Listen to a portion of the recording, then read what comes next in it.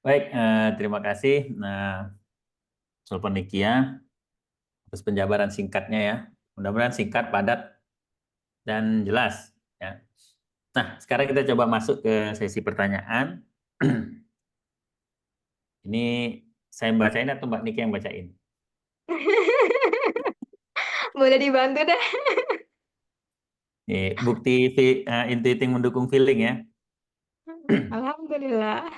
Oke, kita mulai dari sini aja nih. Dari Dwi Tasya. Nah, mau bertanya, bolehkah terkait tanggal lahir yang dihitung dan dihubungkan dengan PG Steven, itu gimana cara menjawabnya? Katanya ada yang tepat dan ada juga yang tidak tepat. Oke. Gimana? Berhubungan dengan numerologi, ya memang itu ada ilmunya tersendiri ya. Kemudian kalau kita apa istilahnya melihat selain numerologi kan ada juga tuh sesuai dengan mungkin bintang, terus sio, ya kan, terus apa lagi selain bintang, banyaklah yang istilahnya dengan hal itu membuat karakter itu memang ada gitu.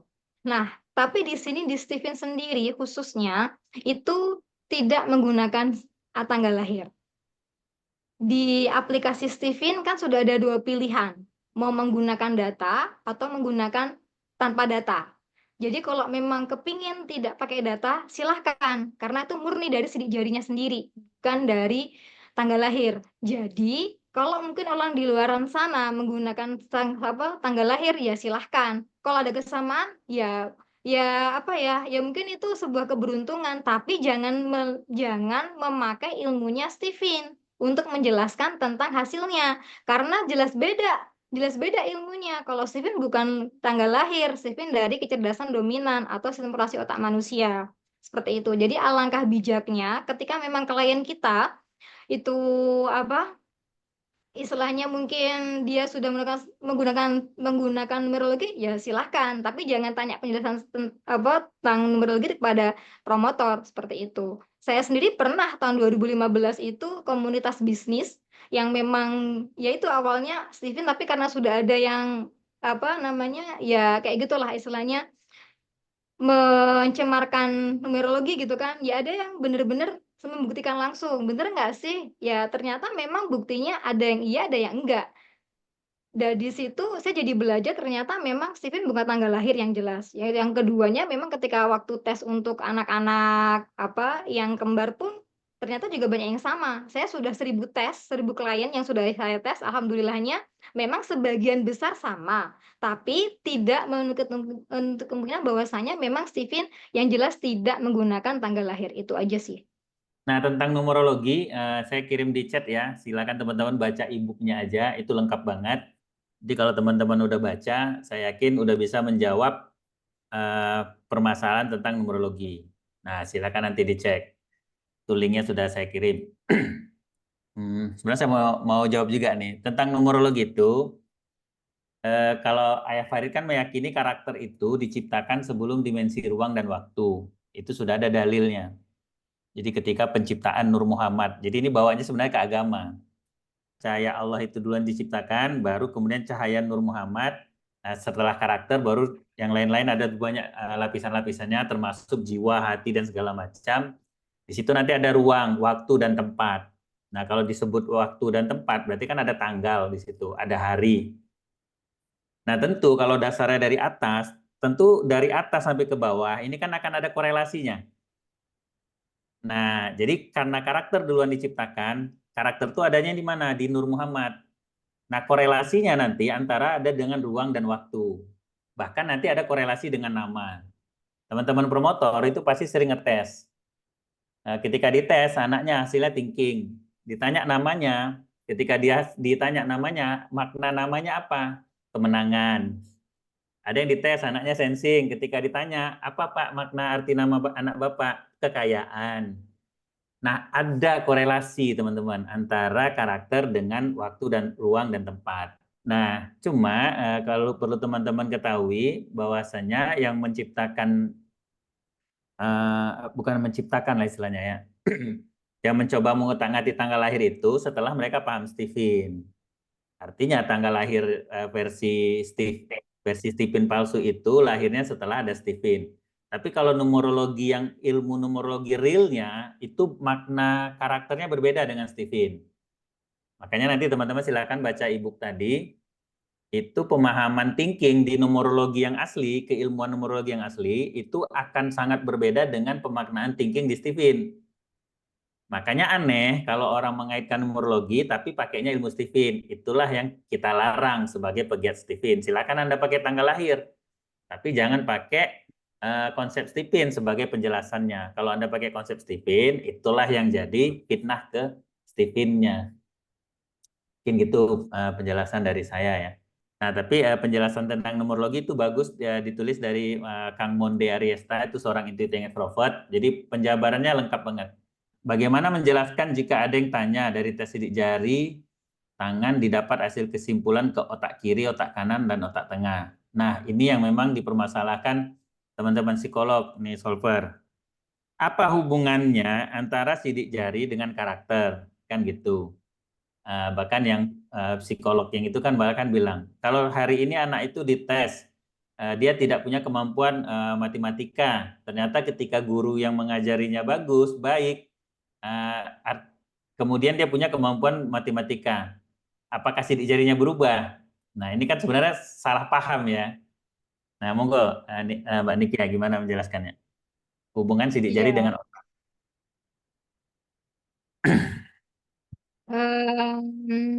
Kalau kita ngomong sidik jari, sebenarnya beda ya antara sidik jari Stephen dengan sidik jari yang dipakai merek lain. Yang dimana kalau sidik jari merek lain itu right counting atau menjumlahkan jari-jari guratan jari.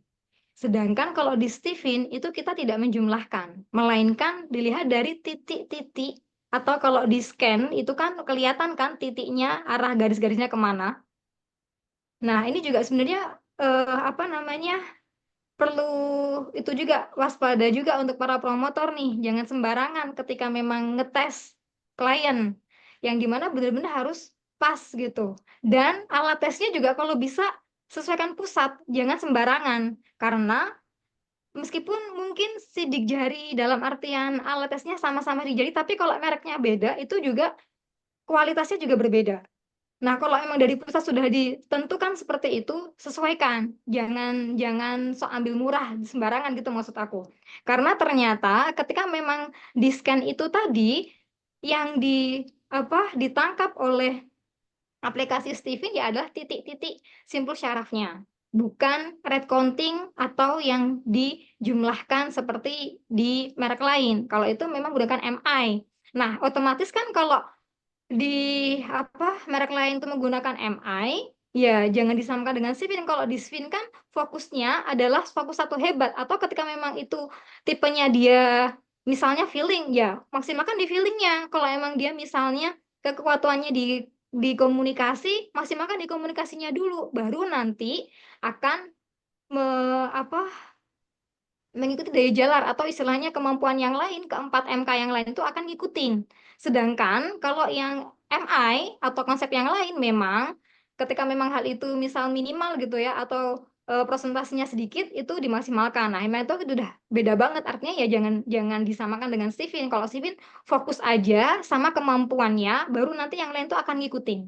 Dan itu memang terbukti sih kalau menurut saya. Banyak klien-klien saya ketika memang eh, apa solving gitu ya dan kita fokuskan kepada MK-nya dia nanti yang lainnya tuh akan gitu dengan sendirinya misalnya dia tipe thinking tapi tipe thinking itu kan kemampuannya di numerikal atau di kemampuan matematikanya dia meskipun dia belum bisa nggak apa-apa dilatih sedikit-sedikit yang penting bertingkat dan itu bertahap ketika itu nanti sudah mulai muncul maksimal nanti kemampuan komunikasinya kemampuan dia untuk berpikir kreatifnya kemampuan dia untuk apa istilahnya aplikasinya itu muncul dengan sendirinya seperti itu. Jadi jangan disamakan antara Steven dengan konsep lain gitu.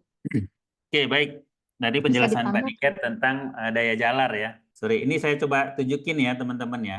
Tadi Solver Nikia juga agak menyinggung tentang ketika teman-teman tes Stephen, coba diperhatikan cara ngetesnya. Nah, ini saya coba tunjukin nih. Kelihatan nggak share screen? Nah, pastikan ketika ngetes, itu bagian bulat-bulat ini kebaca. Ya, ini yang nampil. Ya, nih tak tanda ini.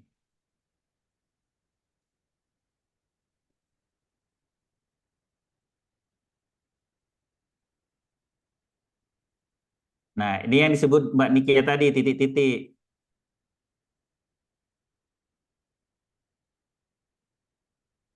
Ya, ini yang disebut titik-titik tadi. Nah, saya coba iseng-iseng ngumpulin semua orang yang saya tes. Jadi ternyata teman-teman ada polanya. Nah, nanti silakan di riset dari sini. Saya yakin Stephen nggak pakai tanggal lahir. Memang ada polanya. Ini coba teman-teman nanti maka pelajari pola sidik jari itu ada 5 dia. 5 yang paling besar. Ada nama polanya macam-macam itu. Ada yang polanya seperti ini, ya kan? Ada yang polanya seperti ini, ada polanya seperti ini. Ini aja ada 3 nih kan polanya, mirip-mirip. Nah, ini ada polanya. Nah, ini yang disebut. Makanya kalau ngetes tipin, jangan asal men-scan-nya. Ya gitu ya Mbak Nikia ya. Yes. Jangan pinggirnya aja, jangan ujungnya aja. Makanya saya lebih pede ketika men-scan sidik jari itu, jari klien itu saya yang pegang. Saya yang letakkan. Ya kalau dia kira-kira akhwat berhijab, saya suruh istri yang iniin. Atau saya suruh dia ngetes. Saya suruh dia ngapain. Tapi kalau nggak lurus, nah itu kita benerin. Jadi pola pengetesnya jangan sampai keliru. Kenapa teori Stephen ini tidak saling melengkapi saja dengan teori psikologi? Kenapa kok kesannya menyerang? Perasaan kita nggak Bukan nyerang. menyerang sih ya, lebih kepada Perasaan kita yang melengkapi diserang ya. sebenarnya. Ya Perasaan kita yang itulah. diserang. Kalau ya itu ya yang terkadang tuh kalau kita udah tahu dari psikologi terus ke Steven tuh kadang kayak loh kok gini kok gini kok gini gitu kan ya memang dari dasar dudukannya udah beda jadi ya jangan dibenturkan bukan lebih menyerang malah lebih melengkapi kalau menurut saya karena kan yang namanya kita di dunia ini kan nggak ada yang sempurna ya apalagi ilmu Allah tuh luas banget ketika memang kita bisa untuk apa istilahnya mensinergikan antara Steven dengan psikologi itu luar biasa banget itu kalau untuk nanti ngadepin klien. Gitu sih kalau menurut saya. Jadi bukan buat menyerang ya.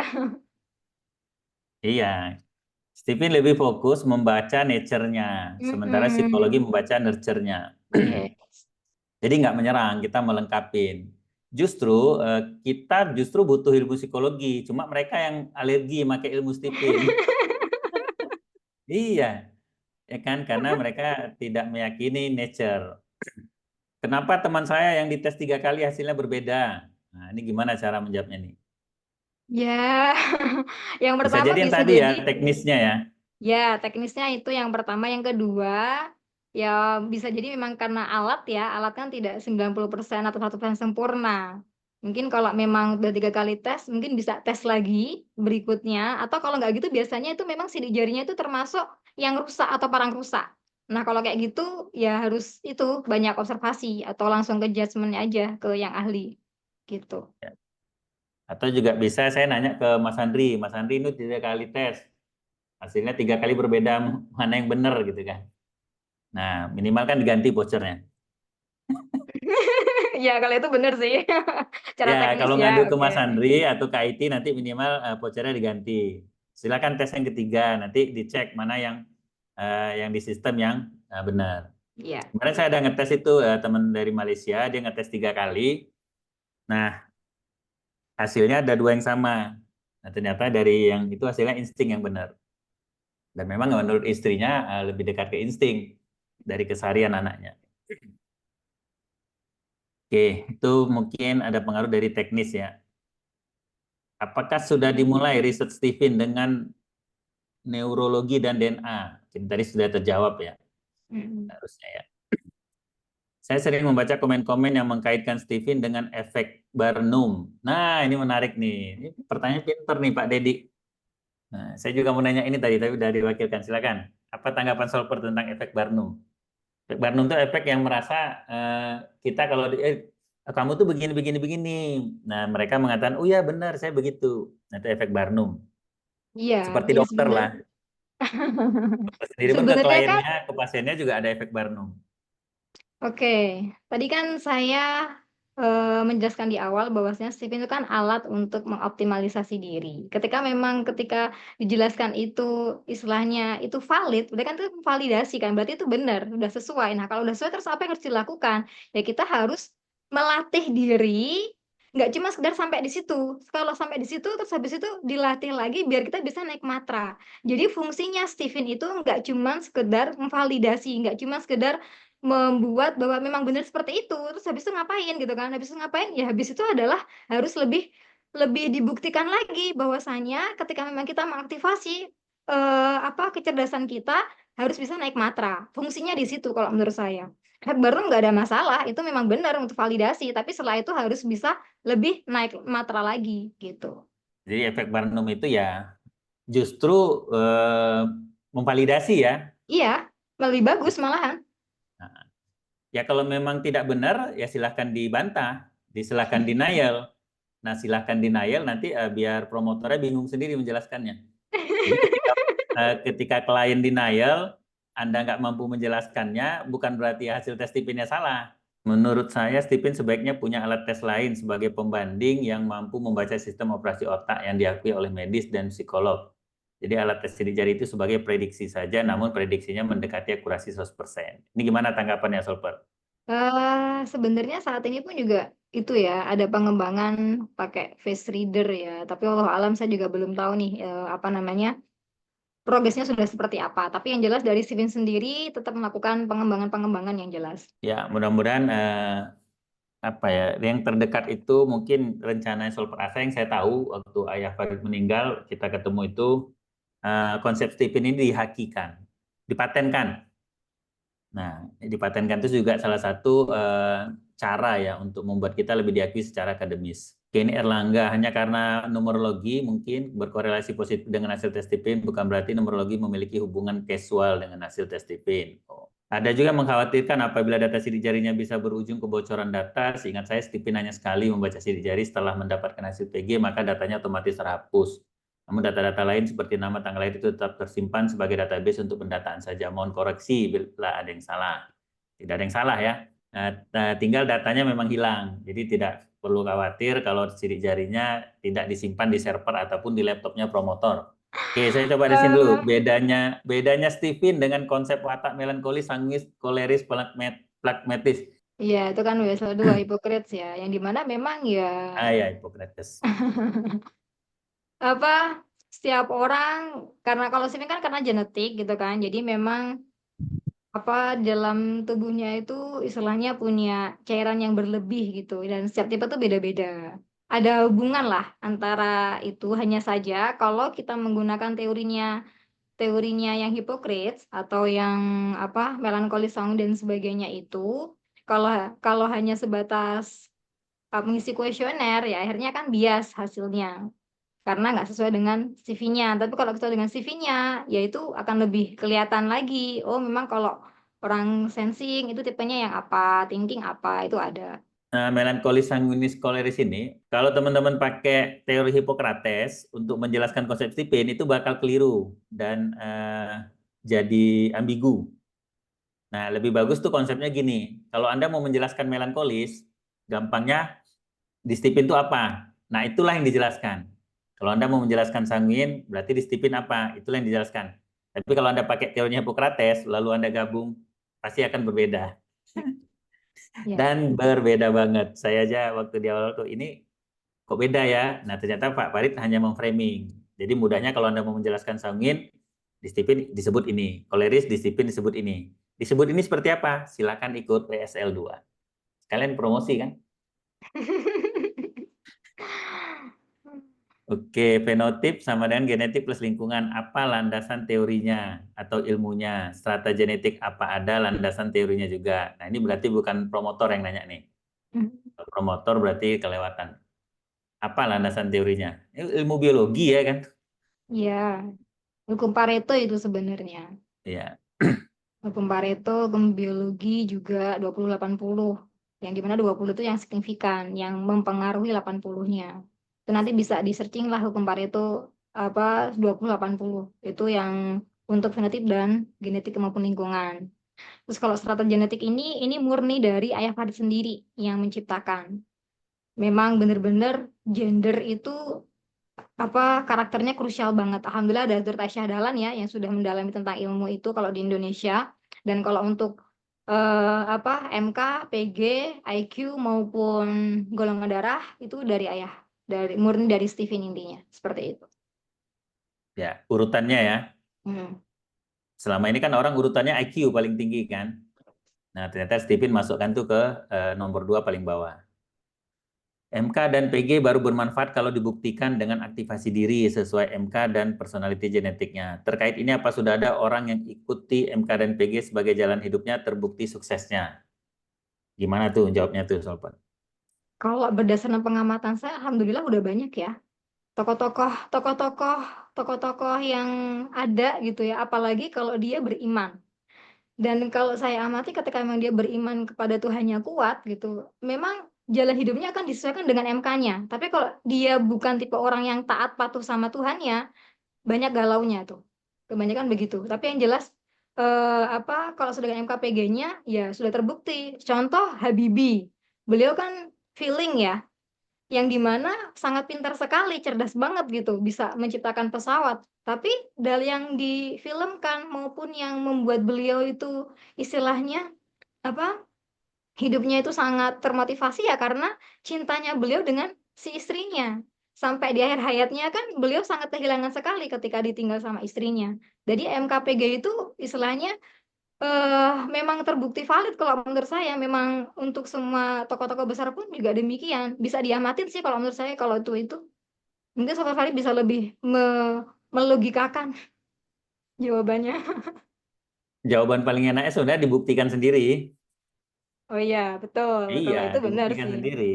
Mm-mm. Saya yakin teman-teman yang galau, yang kena mental ini karena belum pernah membuktikan sendiri. Ya, Kalau sudah dibuktikan sendiri, itu memang terbukti ya. Ya, saya pribadi yang dulunya kasar, ya ngomong itu gayanya orang intuiting lah kan, nyelekik gitu kan, nyindir. Tapi buat orang feeling kalau dengerin itu bisa sebulan sakit hati itu kan.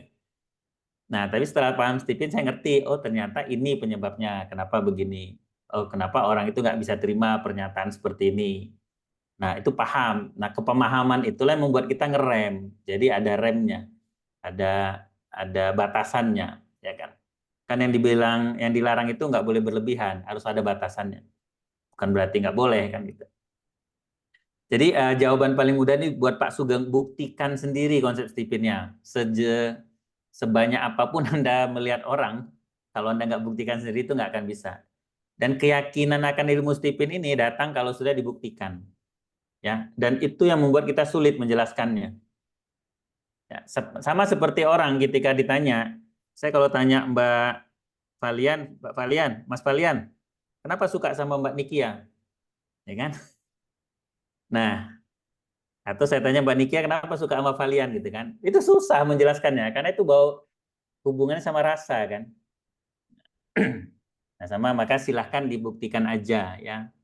Itu yang jauh yang paling gampang. Nanti kalau kita tunjukkan orang-orang top, oh iyalah dia kan udah begini-begini, nanti keluar aja nanti alasan-alasan yang lain. Silakan dibuktikan aja nih Pak Sugeng. Dari 3 kajian ilmu, epistemologi, antologi, dan aksiologi yang saya lihat, Stephen sudah banyak kajian antologi, yaitu tentang apa itu Stephen, apalagi aksiologi, manfaat dan aplikasinya. Dari Stephen sudah banyak sekali. Sementara kajian epistemologinya, bagaimana asal-usul Stephen ini, sependek yang saya tahu, jumlahnya paling sedikit di jurnal-jurnal yang biasa dirujuk. Usul saya mulai serius dimunculkan kajian epistemologinya. Oh, ini saran rupanya. Terima kasih Pak Ulum. Ya, itu memang tugas-tugasnya teman-teman yang pegiat Stephen, yang punya ranah di situ, silahkan Anda berdakwah di situ menjadi amal jariah buat teman-teman kita sebagai pejuang Stephen punya modal ya, punya modal untuk apa namanya menjawablah fenomena-fenomena atau pertanyaan-pertanyaan di luar. Solper, salah satu konsep Stephen yang membuat saya jatuh hati adalah konsep matra Stephen. Solper, bagaimana pengalaman pribadi Solper dalam penerapan konsep ini? Nah, silakan Solper Nikia. ya. Kalau melatih matra, ya kita harus pahami dulu karakter bawaan kita sendiri seperti apa dari PG-nya ya. Yang dimana kalau saya feeling gitu kan, secara kelebihannya kan empatinya, keramah tamahannya, komunikasinya. Terus kemudian negatifnya kan mudah emosi, mudah tersinggung, dendam, dan sebagainya. Nah, cara melatihnya ya kalau kita sudah paham diri, sadar diri, kita akan melatih untuk bisa segera move on.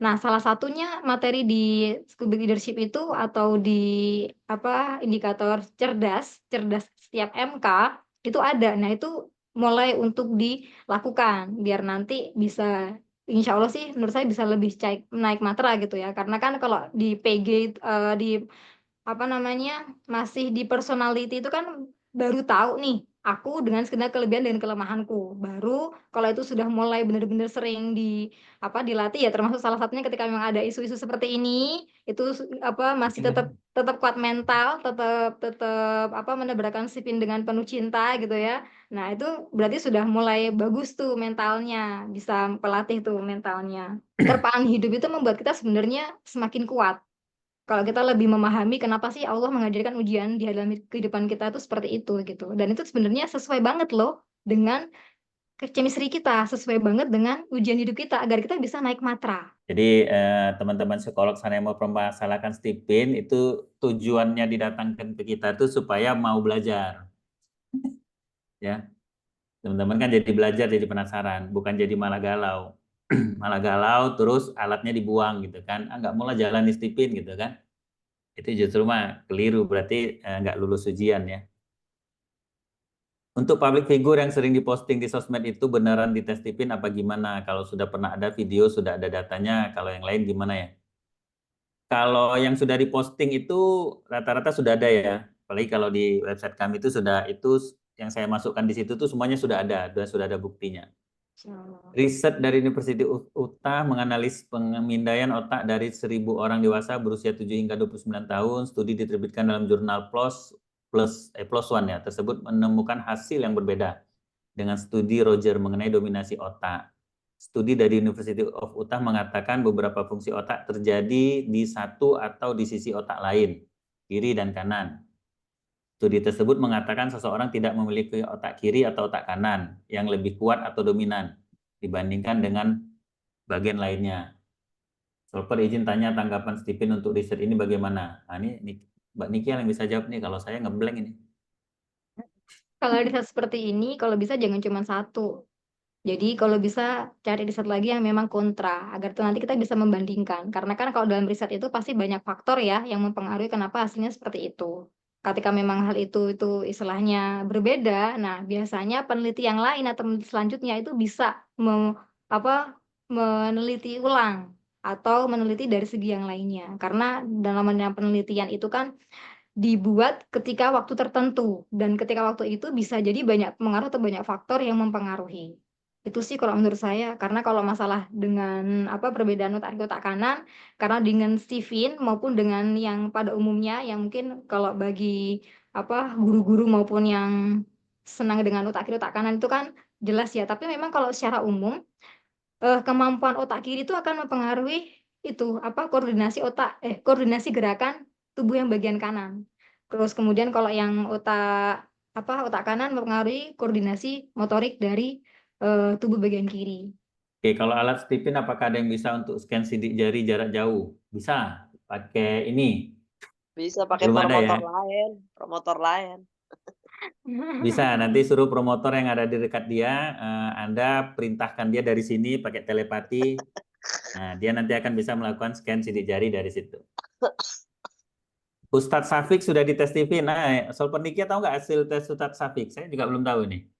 Intuiting extrovert kalau nggak salah. Silakan nanti kita, mana tahu ada Stephen Family yang mau jawab. IE.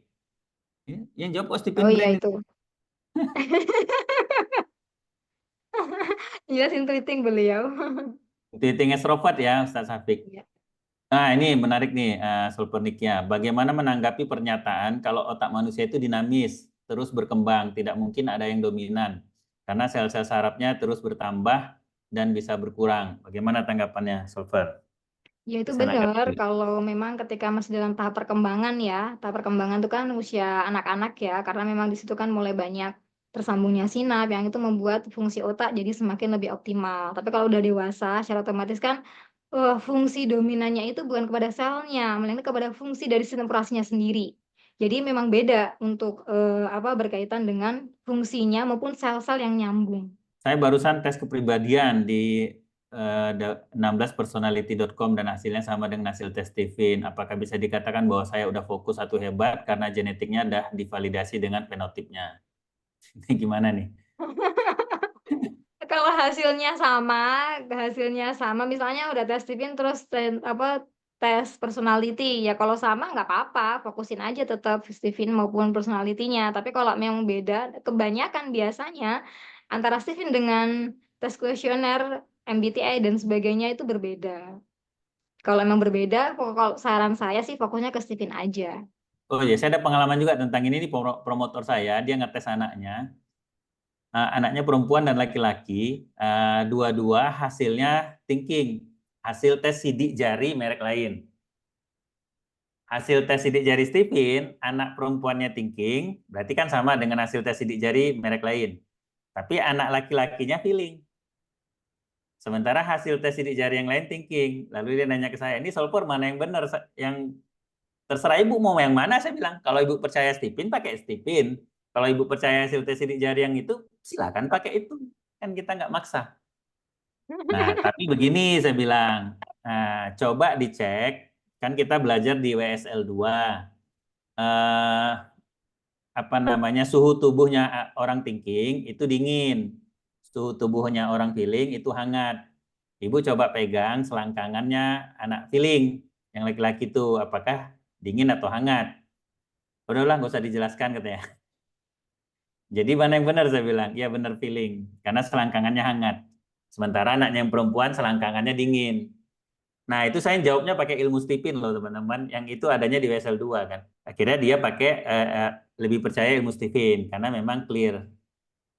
Anaknya lebih hangat badannya dibandingkan anak yang thinking. Solver naik matra bahasanya mudah. Apakah untuk menjelaskan yang belum kenal Stephen dibilang naik level aja samakah? Ini gimana nih solver, silakan. Naik matra bahasanya mudah. Apakah untuk menjelaskan yang belum kenal Stephen dibilang naik level saja? Samakah? Ya,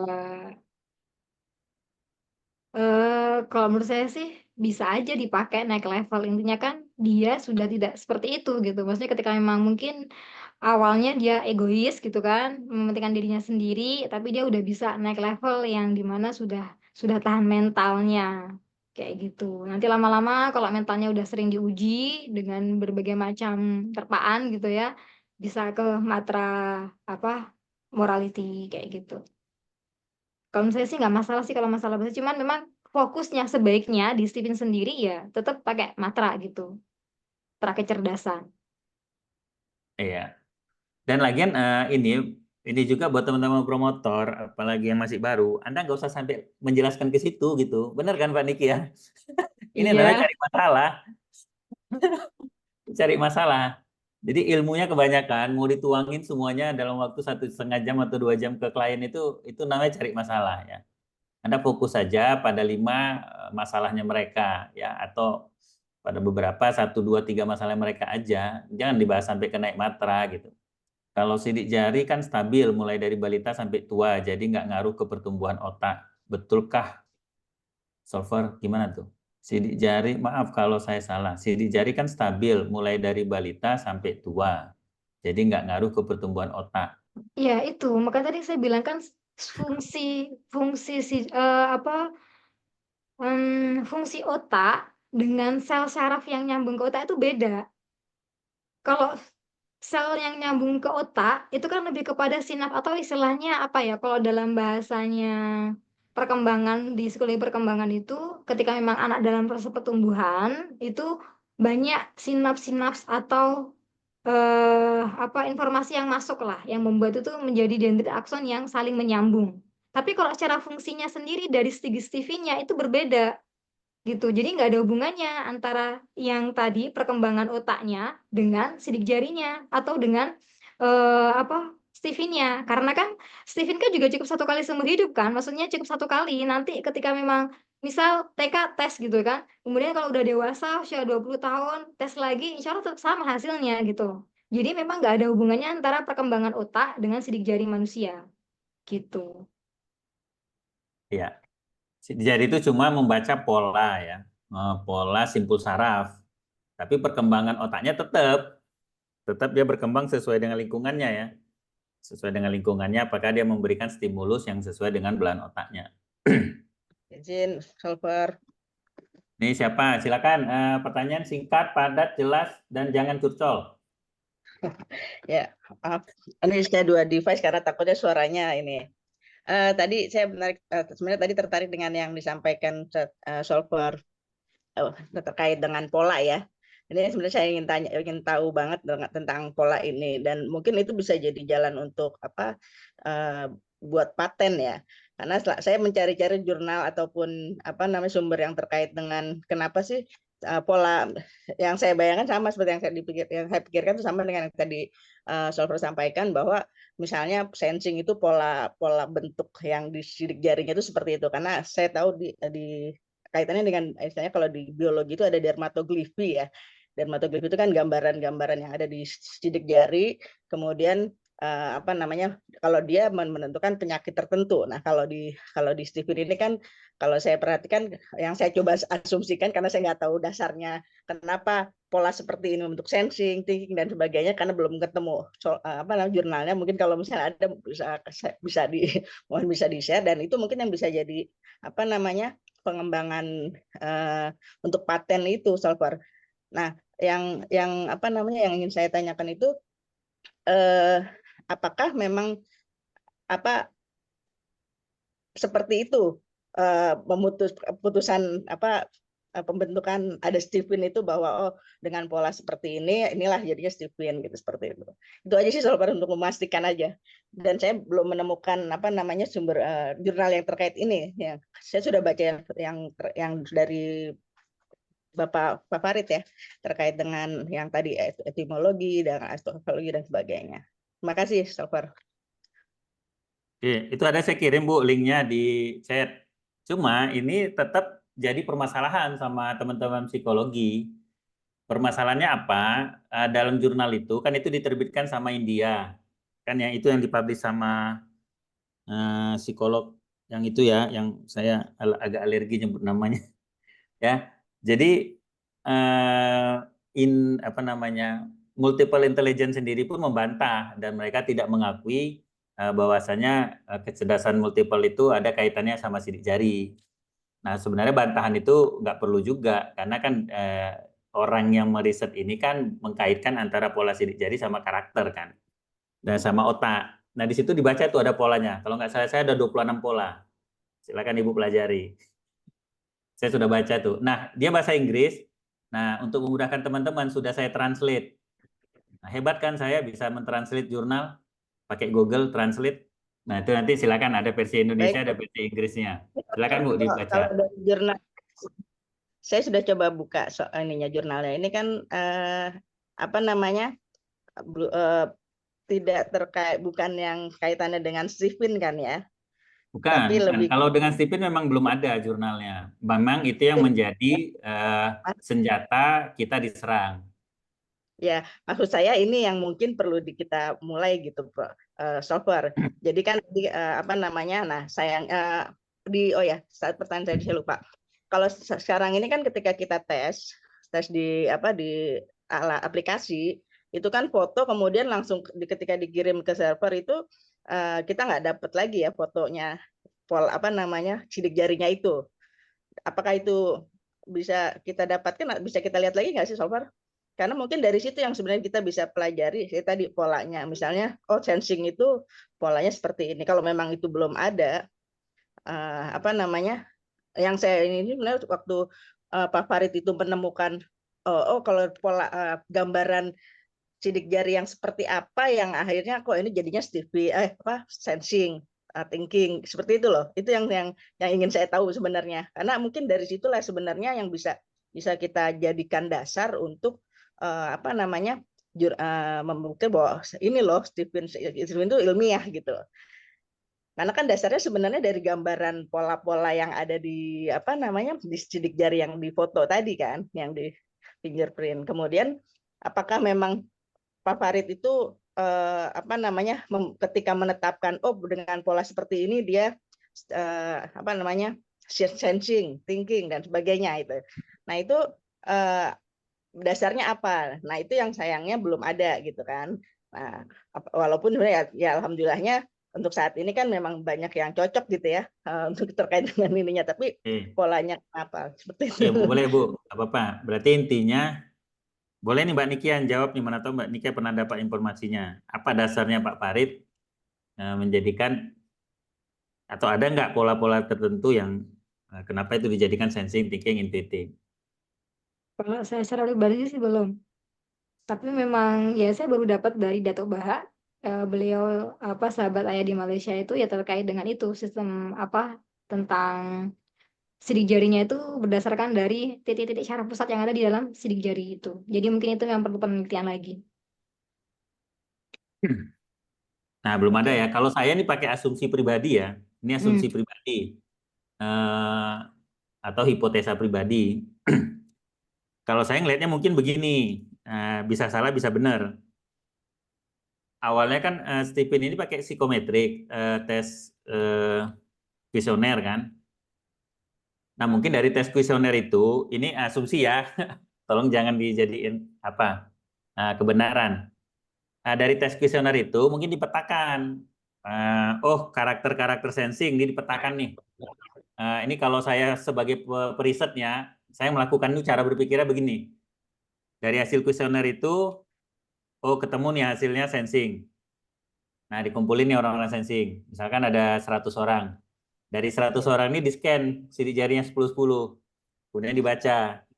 Oh, ternyata polanya sama. Mungkin ada 90% yang polanya sama. Nah, pola inilah mungkin direkam. Ya, kalau kebetulan saya dunia kuliahnya IT, nah pola ini direkam, ini menjadi algoritma nanti. Jadi, jika sidik jarinya sama dengan ini, berarti hasilnya sensing introvert. Jika tidak, berarti sama dengan ini hasilnya sensing extrovert. Jika tidak sama dengan ini, apakah sama? Berarti kalau sama thinking introvert. Kalau tidak, ke bawah lagi. Sama nggak dengan ini? Tidak. Berarti kalau sama TE, kalau tidak ke bawah lagi. Jadi itu sampai dia ketemu 9. Nah, kalau saya mengasumsikan begitu mungkin. Nah, kira-kira masuk akal nggak tuh, Mas Solver? Mungkin Bisa ya. jadi sih ya. Bisa Bisa jadi begitu. jadi. Nah, Memang karena namanya asumsi kan sama dengan hipotesa, itu memang perlu diteliti biar jadi bukti ilmiah gitu sih. iya. Silakan teman-teman dikumpulin semua orang-orang sensing, dicek sidik jarinya, cek sama nggak polanya. Nah, kalau sama ya udah itu jadi rekam jejak. Nah, nah jadi begini teman-teman, kenapa kita gampang diserang? Riset tentang sidik jari itu tadi yang disebut Ibu siapa tadi, Bu Kuntarti ya. Antara pola sidik jari dengan belahan otak itu tadi, itu kan masih menjadi rahasia internalnya Stephen. Dan ini yang tidak dipublish. Sementara ini yang dituntut para akademisi yang di luar. Gitu kan ya, Solper ya? Iya. Nah, pertanyaannya, seberapa kuasa kita mempublish itu? Kan itu yang menjadi pertanyaan besarnya. Kita nggak punya kuasa untuk mempublish itu. Nah, sementara di satu sisi, kalau itu dipublish, itu menjadi rahasia. Kalau dalam bisnis, makanya saya selalu kaitkan itu bisnis. Dalam bisnis, itu menjadi rahasia bisnis. Istilahnya Anda kalau buat resep masakan, resepnya ada di situ. Kalau itu dipublish, otomatis orang akan membuat hal yang sama. Maka itu menjadi menurut saya tindakan yang bodoh kalau itu dipublish, kalau menurut saya. Makanya tetap akan dipertahankan, itu menjadi satu rahasia. Nah, bagaimana caranya? Ya, salah satunya adalah dengan mempatenkan. Nah, setelah dipatenkan, otomatis kan itu sudah masuk ke dalam ranah dipublish, walaupun dalam lingkup yang kecil kalau sudah dipatenkan tadi, tidak lingkup yang umum. Nah, cara berpikir akademis itu mereka maunya Stephen mempublish. Kan gitu ya, Silver ya? Supaya mereka bisa melakukan riset lagi untuk memvalidasi. Itu yang mereka mau. Sementara kan Stephen nggak mungkin melakukan itu. Nah, Anda coba bayangkan aja kalau Anda di pihaknya pemilik konsep. Nah, coba posisikan seperti itu. Kalau pendapat saya memahami seperti itu. Itu yang membuat saya lebih menerima kalau memang riset antara pola sidik jari dengan otak ini tidak dipublish sama Yayasan Stephen. Nah, nggak tahu kalau teman-teman bisa nggak menerima cara berpikir seperti itu. Kalau patennya sendiri memang belum ya, Solver ya? Terakhir Belum saya jadi. ketemu Solver Asa waktu itu dengan Pak Jamil ketika apa namanya Ayah Farid meninggal kan saya ke sana ke Bandung. Pembahasannya udah sampai ke situ. Tapi info terakhir sampai progres mempatenkannya itu saya belum dapat lagi. Tapi Solver Asa sudah mengatakan ini kita akan mempatenkan ini supaya nanti tidak jadi polemik kata dia. Nah, progres sampai di mana silakan teman-teman follow up Solver Asa ya. Sama-sama kita dorong Solver Asa untuk segera gitu ya. Karena rahasia dapurnya ada di situ semua. Paling tidak kalau sudah ada patennya, sehingga kan ya tadi ya benar, kalau akan lebih baik memang kalau memang belum ada patennya tidak dipublikasikan. Tapi kalau misalnya begitu ada paten jadi lebih terpercaya kan gitu. Terima kasih Solver. Ya Bu. Nah cukup ini ada yang direct ke saya, cukup dipublish ke promotor berlisensi aja Pak dan dikasih sanksi jika ada promotor yang publish. Saya sebagai penemu Stephen nggak akan mau mempublish ke siapapun karena nanti akan jadi saingan, ya kan? Secara bisnis akan jadi saingan. Nggak pun dipublish konsep Stephen ini, penirunya udah banyak. Mereka pakai cara yang lain, tapi ilmunya di dalam penjelasannya Stephen itu udah banyak. Apalagi konon dipublish yang jelas-jelas, udah jelas. Jadi contoh lah. Ini gak ada lagi nih pembahasan, segitu doang. Hebohnya udah selangit banget. Saya kira kayak ada yang gimana banget. Terima Silakan, kasih. Pak. Tadi sebenarnya pertanyaan saya tadi sudah dibacakan sama Pak Solver Ferry sebenarnya. Hanya saya ingin lebih menggarisbawahi terkait dengan seandainya ini intinya saya sependapat ya bahwa itu perlu dibuktikan. Pembuktian diri ini yang paling gampang dan itu yang sedang saya proses jalani ya. Artinya saya meyakini ini memang sumbernya paling tidak itu Qur'ani lah gitu, ada selaras dengan itu, apalagi ada ayat-ayat yang juga selaras juga, dan saya sedang dalam proses ingin membuktikan itu terhadap diri saya sendiri ini sejauh mana, semaksimal mungkin seperti apa. Tapi ada lebih baik lagi kalau mungkin ada informasi, adakah orang yang memang sudah mengetahui MKPG-nya, kemudian dia berusaha maksimal mungkin menjalani itu sesuai dengan anjuran Stephen, dan akhirnya memang hasil maksimalnya terwujud. Nah, ini kalau dari public figure kan mungkin itu semacam ini ya, sudah jadilah orangnya kan gitu. Maksud saya yang mulai dari awal, kan sejak tahun 2009 misalnya, itu selama sekian tahun ini sudah ada nggak orang yang mengaku atau yang mungkin memberikan semacam kesaksian bahwa saya sudah paham nih karakter saya, pikir saya seperti ini, dan saya sudah jalani sepenuh hati secara maksimal sesuai dengan anjuran itu, dan hasilnya memang benar. Nah, misalnya gitu, ada nggak itu yang kayak semacam hasil riset pribadi yang membuktikan seperti itu? Terima kasih. Gitu. Oke. Sejauh ini belum ada ya Solver ya? Untuk yang spesifik seperti pertanyaan Pak Sugeng ya? Ya, kalau didokumentasikan sih belum. Artinya belum ada apa yang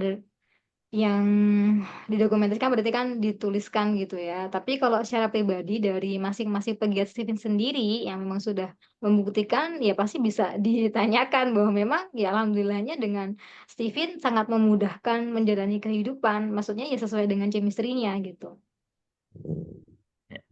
Gini, saya kasih contoh simpel aja nih Pak Sugeng. Ya. Saya punya klien, bapaknya thinking, anak perempuannya intuiting.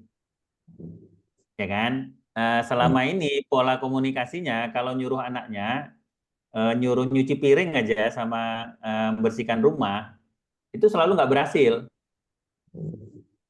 Ya. Nah, saya bilang, Pak, anak Bapak intuiting, coba pakai pendekatan pilihan, pakai pendekatan alternatif. Jadi pulang dari sini coba bilang begini, Nak, hari ini saya bebaskan kamu mau cuci piring dulu atau mau ngepel rumah dulu terserah. Nah, saya cuma bilang begitu loh Pak Sugeng, itu satu teori baru ya. Ya. Nah, coba deh Pak, ini karena dia thinking, sulit saya menjelaskan ke Bapak, kalau Bapak nggak ada bukti, saya bilang. Nah, ini coba deh, rubah cara komunikasinya seperti ini. Nah, pulang dari sini ngomongnya seperti itu ke anak. Tapi nggak mau, saya maunya dia kerjain dua-dua. Abaikan dulu itu, saya bilang. Abaikan dulu itu. Coba ngomongin ke anak begitu. Hari ini, mulai sekarang saya bebaskan kamu. Mau nyuci piring atau mau ngepel rumah, terserah kamu mau yang mana. Dan Anda tahu jam 11 malam dia kabarin kami. Anak saya ngerjakan dua-dua Pak, kata dia. Nah, barulah dia percaya konsep Stipin. Setelah itu besoknya dia baru minta nasihat yang lagi. Jadi anak saya mau diapain ini, Abang, bagusnya. Ya udah, berarti Abang udah percaya sama Stipin kan? Saya bilang, oke. Saran saya pindahkan anak Abang dari sekolah itu. Karena sekolah itu toxic, saya bilang. Nggak cocok untuk anak intuiting. Kalau kondisinya udah seperti ini. Pindahkan ke sekolah yang ini. Yang di sini lebih menghargai orang-orang berprestasi, yang punya karya. Dan Anda tahu dia pindahkan, dia ikutin saran saya, dipindahkannya. Saya bilang, ikutkan dia lomba menulis. Karena di situ ada peluang di sekolah itu, anak-anak yang suka nulis itu dikaryakan. Diikutkan. Dan anaknya juara 2. Anda tahu apa yang dibanggakan sebagai orang tua thinking kan? Itu bukti, Pak. Iya, iya, iya. Nah, ini kisah nyata, Pak. Saya bisa jumpakan orangnya. Orangnya orang perpajakan, ya, orang thinking. Salah satu di kota. Nah, gara-gara itu, karena dia punya pengalaman bagus dengan saya ngurus pajak, Pak, aman semua, Pak. Iya. Karena dia orang pajak kan. Anaknya intuiting ya tadi ya? Ya, anaknya perempuan, intuiting extrovert, hobi nulis cerita fiksi. Sama bapaknya, tulisan-tulisan itu dianggap sampah. Dianggap nggak ada arti, nggak ada makna, karena nilainya nggak bagus dalam sekolah. Nah, saya katakan dalam konsep Stipin, orang intuiting itu akademis nomor sekian dulu, saya bilang. Cuma karena Bapak thinking, cara berpikirnya akademis. Dan itu tidak salah untuk orang thinking. Tapi kalau Bapak mau fokus ke anak, tidak fokus ke diri sendiri, ke bapaknya, ya udah kita fokus ke anak dulu. Anaknya dulu yang di treatment, saya bilang.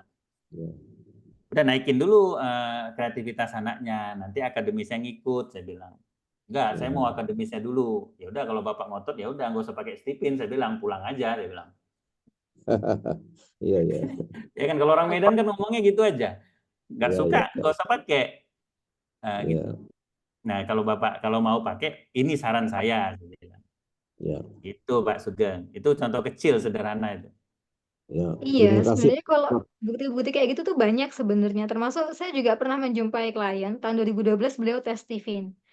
Hasilnya feeling. Awalnya jurusan IT. Karena disarankan promotornya pindah jurusan, beliau pindah jurusan. Dan tahun 2002 menghubungi saya untuk ngeteskan anaknya, dan beliau itu membuktikan bahwa ini bener banget Mbak Stipin ini. Dan saya mengaplikasikan, memang ternyata bener, dan alhamdulillahnya sampai sekarang pun juga masih hubungan baik.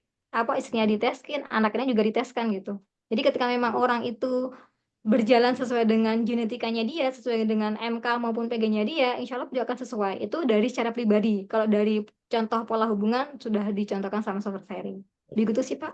Orang yang kayak gini, orang-orang yang sudah melakukan seperti ini, ketika ada pernyataan dari psikolog tadi bahwa Stipin penipu, mereka malah ketawa, Bapak. Ini mereka karena nggak ngetes aja ya Bang, kata dia. Karena mereka nggak nyoba aja ya. Coba kalau nyoba mereka nggak akan mungkin ngomong Stipin itu penipuan. Itu pendapat mereka setelah mereka tahu. Makanya teman-teman yang sekali ini galau dan percaya dengan pendapat Stipin itu menipu, ya karena Anda nggak nyoba aja, Anda nggak mempraktekkan. Anda tetap kepada egosentris Anda sendiri. Sementara Stipin itu, cara berpikir Stipin itu sangat berbeda dengan konsep yang ada sampai saat ini. Kalau dia sama, maka nggak akan terjadi pertentangan, teman-teman. Kalau Stipin ini konsepnya sama dengan orang psikologi sekarang, itu tidak akan terjadi pertentangan. Nah, kalau sama, maka tidak akan terjadi perubahan. Karena ada perbedaan lah, maka terjadi perubahan. Itu dia. Nah, proses perubahan ini untuk diterima masyarakat itu pasti akan ada pro dan kontra. Dan Nah, siap nggak kita dengan proses pro dan kontra ini? masuk ke pasar-pasar perusahaan terkait dengan SDM. Nah ini kan Ibu sebagai psikolog yang dari PIO ini kan tentu sangat paham tentang itu kan.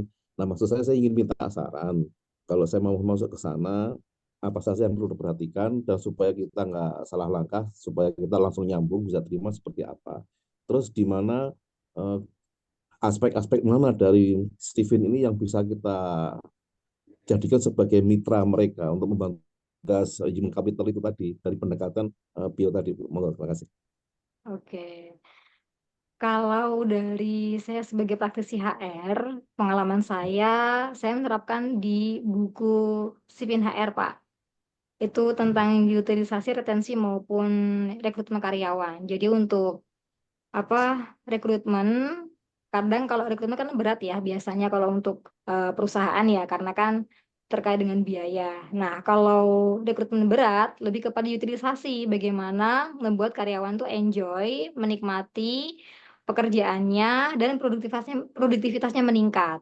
Itu. Dulu saya pernah ngetes. Yang ngetes bukan saya, promotor lain, tapi saya memberikan training kepada karyawan perusahaan itu dan mereka mengiyakan gitu, dan memang istilahnya adalah gimana cara meningkatkan produktivitas karyawan di perusahaan itu sesuai dengan bagiannya, sesuai dengan MK-nya, seperti itu. Oke. Ya. Terima kasih Bu, makasih. Sama-sama. Baik, ada lagi yang mau raise hand? Terima kasih Pak Sugeng. Sebelum Mbak Nikia closing statement, saya mau coba kasih pendapat pribadi ini buat teman-teman. Izin ya Mbak Nikia ya. Silakan, Solver. Buat teman-teman yang promotor ataupun yang bukan promotor, memang konsep Steven ini selalu Pak Farid mengatakan begini, kita ini pejuang Steven. Kenapa pejuang? Karena Anda akan berhadapan dengan mereka-mereka yang akan kontra dengan Steven. Kenapa kontra? Karena konsepnya, sudut pandangnya melihat karakter itu berbeda. Ya, Steven meyakini karakter itu duluan diciptakan, sehingga dia ada default-nya. Ada algoritma default, ada ketentuan tetapnya. Nah, sementara konsep kepribadian yang lain mengatakan karakter itu seperti lembaran putih, kertas putih, yang dia bisa ditulisin apapun. Nah, saya karena belajar pemrograman, saya kasih analogi nih buat teman-teman. Robot itu kalau mau diciptakan, misalkan robot ini tugasnya ngecat rumah, maka chipnya, algoritmanya dia di situ hanya dibuat algoritma untuk ngecat rumah, karena perannya untuk ngecat rumah. Atau kalau robot ini perannya sebagai pembantu rumah tangga, maka chipnya dia, algoritmanya di situ, di dalamnya itu tadi, maka didesain bagaimana dia bisa mengerjakan pekerjaan-pekerjaan rumah. Itulah perannya dia.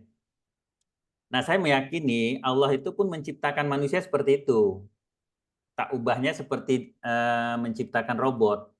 Sudah ada chipnya, sudah ada algoritmanya. Nah, algoritma itu diprogram di dalam otak.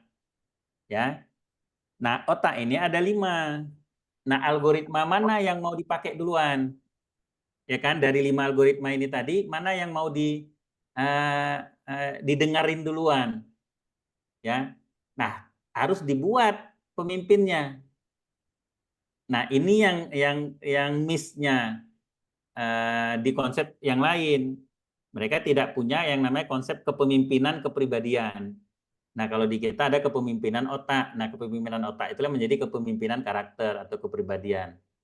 Nah, sehingga nanti ketika ada stimulus lingkungan dari luar, lingkungan plus genetik, algoritmanya ini nggak berubah, fenotip, maka reaksinya ini fenotip.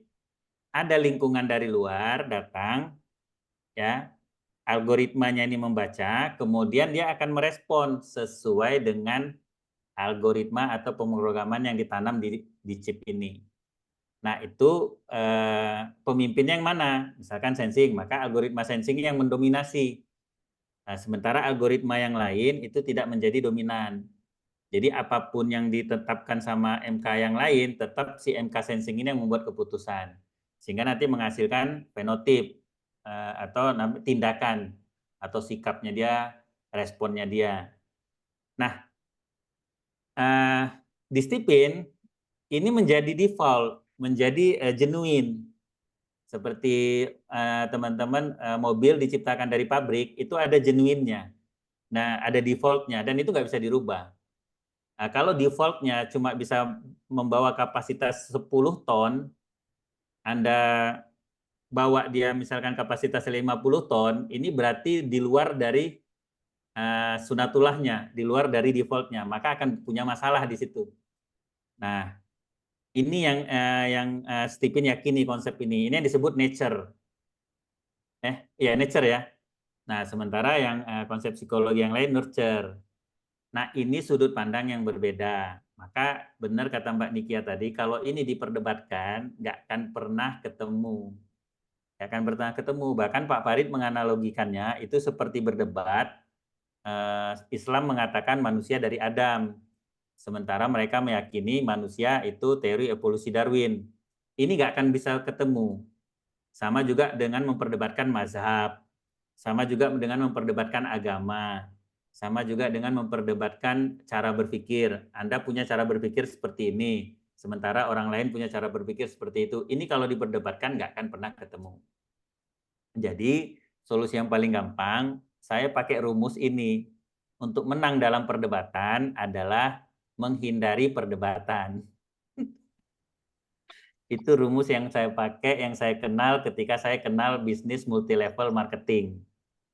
Jadi di multi-level marketing itu diajarin kalau Anda ketemu calon prospek, kalau mereka seperti mengajak berdebat, udah hindari perdebatan. Itu yang membuat kita lebih menang. Nah, itu mungkin saran saya terakhir dari teman-teman. Ya. Maaf Soper, nanya dong, baru nemu nih idenya. Boleh? Satu aja. Silakan. Saya Risma IE dari Tangerang. Mau nanya dong, solver itu kan solver sebagai psikolog ya. Artinya ketika ngetes berarti kira-kira si klien puas banget ya. Artinya ketemu Steven, ketemu psikolog, ibaratnya jos lah gitu ya. Pertanyaannya, berapa lama menjelaskan tesnya maksudnya sampai gue banget kah atau sampai gimana gitu? Ini yang ditanya Nikia berarti ya kalau psikolog, karena saya bukan psikolog, saya Iya. lulusan informatika komputer. Silakan Karena Mbak saya Nikia. pernah memang ditanya, Anda lulusan apa? Saya bilang, saya lulusan sarjana kehidupan alias SMA. Tapi Silakan. ketika memang dites, memang iya sih banyak yes, oh iya, betul, gitu-gitu sih. Cuma mau nanya solver Nikia dong gimana? Atau ada saran kah buat kita promotor hanya lulusan SMA gitu? Makasih. Ya, kalau saya secara pribadi sebenarnya lebih kepada feeling ya, karena saya feeling lebih kepada senang dengan ilmunya, jadi saya explore itu. Saya banyak mempelajari tentang ilmu-ilmu TV. Kalau masalah gelar sih, ya alhamdulillah sebenarnya memang ya mungkin apa ya dikasih kesempatan sama Allah gitu kan gelarnya double-double bahasanya seperti itu. Tapi di sisi lain ketika memang menghadapi klien ya bagi saya ketika memang klien sudah menemukan dirinya, tugas saya adalah bagaimana dia bisa meningkatkan diri atau apa yang harus bisa dilakukan ketika setelah itu bisa meningkat. Karena kan levelnya saya sudah solver gitu kan. Beda sama promotor. Kalau promotor kan cukup memvalidasi dan berikan ya yang memang diperlukan saat itu. Tapi kalau secara pribadi saya sendiri, saya pengennya karena memang membantu jadi lebih kepada level up-nya biar bisa lebih bagus gitu. Nah, kalau untuk durasi ngetes sebenarnya kalau secara pribadi sekarang ini saya jarang ngetes, malah lebih banyak konseling atau solving. Karena yang ngetes kadang suami atau promotor yang lain. Seperti itu. Tapi kalau untuk khusus dengan saya, ya memang lebih kepada masalah-masalah yang nggak pelik lah intinya. Kayak gitu sih. Kalau saya sendiri yang ngetes, kadang cukup 1 jam tuh selesai dari mulai kita kenalan sampai dengan penjelasan karena memang fokus kepada tujuan. Itu aja sih, Bu. Nah, kalau untuk bagi teman-teman promotor yang mungkin dari berbagai macam background gitu ya, lulusannya, kemudian pendidikan dan sebagainya, yang jelas ketika memang Allah sudah memberikan ilmu, kepada Bapak dan Ibu menjadi seorang promotor, pasti Allah sudah menitipkan misi. Apa kira-kira misi yang memang bisa dilakukan sesuai dengan MK? Karena kita sesuai dengan MK ya. Kalau memang background-nya berbagai macam, ya itu wajar. Tapi kan kita sudah terlisensi dengan cara ikut WSL 1 dan WSL 2. Nah, memang di sini tantangan juga nih bagi para penyelenggara workshop gitu ya. Kalau bisa jangan maksudnya ya harus serius gitu loh. Biar nanti ketika memang calon promotor dihadapkan kepada klien itu memang sudah siap gitu. Dan karena ini beberapa saya temuin ternyata promotor yang mohon maaf ketika memang WSL 2-nya itu karena itu ya ujiannya beda sama WSL 1 ya, itu seakan-akan hanya kayak formalitas gitu, yang dimana kemampuan delivery-nya, kemampuan Stevie-nya itu sangat kurang sekali. Nah, makanya di sini kalau sudah jadi promotor Stevie, ayo tetap bisa belajar Stevie lagi. Alhamdulillahnya kan sekarang open source ya, banyak sekali yang bisa kita akses lewat internet, lewat buku, lewat workshop dan sebagainya. Nah, kalau bisa belajar lagi karena memang Stevie itu luas sekali ilmunya. Jadi, kalaupun memang background-nya beda-beda, nggak ada masalah, yang penting tetap ada kesungguhan dan tetap fokus pada mesin kecerdasan masing-masing itu menjadi keunggulan setiap kita ketemu dengan para klien kita. Dan tentunya kita juga punya tujuan masing-masing kan ya, yang jelas tetap sertakan Allah karena di situ kita bisa lebih menerima yang dimana memang setiap orang itu pasti punya perbedaan. Kalaupun nanti misal ada apa klien itu istilahnya kurang puas dan sebagainya, serahkan lagi kepada Allah yang memang itu membukakan pintu itu kan Allah kan. Kita hanya tugasnya untuk menyampaikan. Nah, bagaimana cara kita menyampaikan memang kita juga perlu ilmunya, perlu untuk etikanya. Nah, itu juga perlu dijaga. Jadi mungkin itu aja sih, Bu, dari saya. Dunia pertanyaan. Kapan dikembangkan aplikasi versi Android? Kadang ketemu orang, oh tidak. Gini, perlu saya jelaskan nih teman-teman. Pak Farid itu konsep bisnisnya itu feeling banget. Ini kalau masih dipertahankan ya konsepnya Pak Farid, saya nggak tahu ke depannya kayak apa. Tapi yang saya punya gambaran, nah mungkin Sobat Nekia kalau setuju apa enggak. Yang sepengetahuan kita ya, Pak Farid ini karena feeling konsepnya itu memang tidak kemungkinan kecil ya itu dibikin online tesnya supaya ada konsep berbagi sampai ke pelosok manapun sehingga cabang-cabang dimanapun banyak, jadi sangat localize banget lah ya, jadi setiap orang di pelosok manapun berpotensi mendapatkan bisnis Stephen ini. Jadi kalau dia online tentu akan dikuasai orang-orang tertentu aja kalau online ini. Jadi sangat sulit dikuasai oleh orang-orang yang tidak menguasai online. Jadi justru itu kayaknya memang dipertahankan konsepnya seperti itu. Tapi saya nggak tahu kalau penerusnya gimana nanti konsep bisnisnya. Tapi yang saya tahu Pak Farid itu konsep bisnis seperti itu. Ya. Benar ya Mbak Nikia ya? Ya, insya Allah ada benernya juga. Karena memang feeling kan harus ketemu sama orang gitu. Tapi juga Ya, namanya teknologi meskipun itu kalau nggak ketemu orangnya langsung tuh kadang memang beda. Apalagi kan kalau data-data kayak gitu kan bisa dimanipulasi ya. Kalau kita ya. langsung ketemu orangnya kan keyakinannya lebih besar. Nah, benar. Dan ini karena berhubungan dengan psikologi ya tentu lebih nyaman ketemu orang langsung ya. Kita aja kadang konsultasi via Zoom aja orang itu kalau memang masalahnya udah agak pelik, nggak mau diminta Zoom itu. Saya ketemu aja boleh kata. Saya intuiting senangnya Zoom kan gitu kan. Nah, itu memang akan dipertahankan ya. Jadi kemungkinan versi Android itu kecil kalau menurut saya. Oke, silakan Mbak Nikia penutupnya yang mungkin bisa membawa kesimpulan kepada pertemuan kita malam ini. Monggo. Ya, sebelumnya saya ucapkan terima kasih kepada para pegiat Stephen, promotor maupun klien Stephen yang sudah menemukan pintu gerbangnya gitu ya. Yang dimana Stephen ini memang adalah alat ungkit agar kita bisa menjadi insan yang lebih baik lagi. Jadi alangkah baiknya jika memang Stephen itu diaplikasikan kepada kehidupan kita sendiri secara pribadi, baru nanti kita bisa lebih meyakinkan kepada orang-orang di sekitar kita.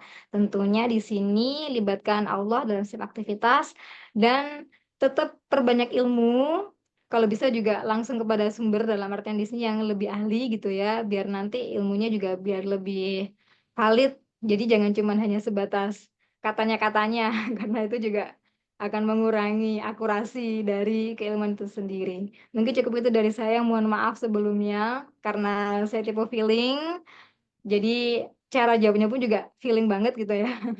Terima kasih Dr. Ferry, terima kasih kepada teman-teman promotor semuanya. Baik, terima kasih Mbak Nikia. Teman-teman, dengan adanya closing statement dari Mbak Nikia, Super Nikia, maka pertemuan kita malam hari ini kita tutup